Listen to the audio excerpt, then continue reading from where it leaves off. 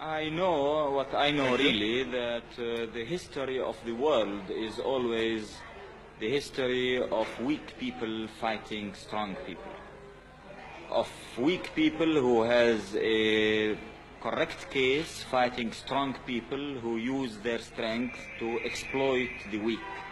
Turn to the fighting that's been going on in Jordan in the recent weeks. It's your organization that's been one side of the fight. What has it achieved?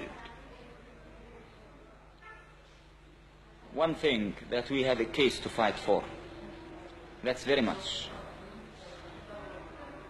These people, the Palestinian people, prefer to die standing than to lose its case. We achieved proving that the king is wrong.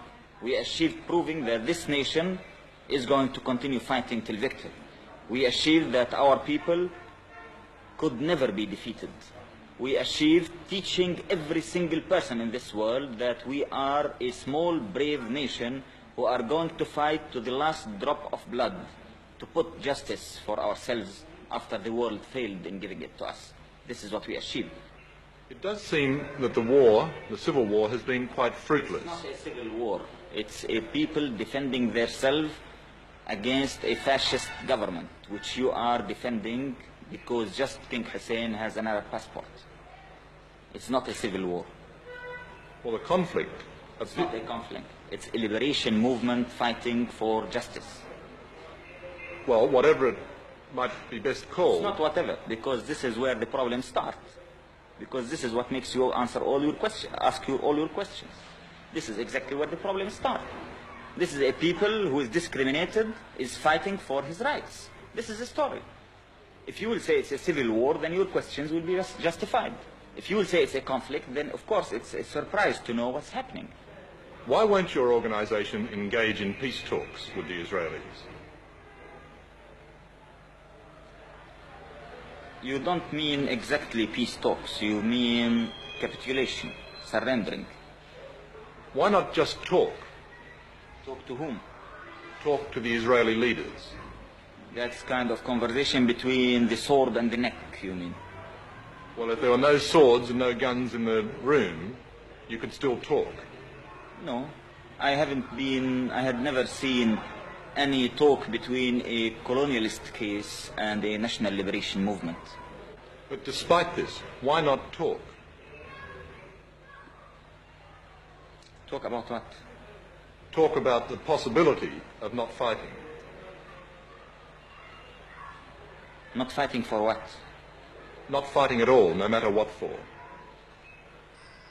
Yeah, and people usually fight for something and they stop fighting for something. So you can't tell me even why should we speak about what? Well, stop fighting. For what? Or talk about stop fighting why? Talk to stop fighting, to stop the death and the misery, the destruction, the pain. The misery and the destruction and the pain and the death of whom? Of Palestinians, of Israelis, of Arabs. Of the Palestinian people who are uprooted, thrown in the camps, living in starvation, killed for 20 years, and forbidden to use even the name Palestinians. They're better that way than dead, though. Maybe to you, but to us, it's not. To us, to liberate our country, to have dignity, to have respect, to have our mere human rights, is something as essential as life itself. You call King Hussein a fascist. Who else amongst the Arab leaders are you totally opposed to? We consider the Arab governments two kinds. Something we call reactionaries, who are completely connected with imperialists, like King Hussein government, like Saudi Arabian government, like Moroccan government, Tunisian government. And then we had some other Arab governments which we call the military petit bourgeoisie governments.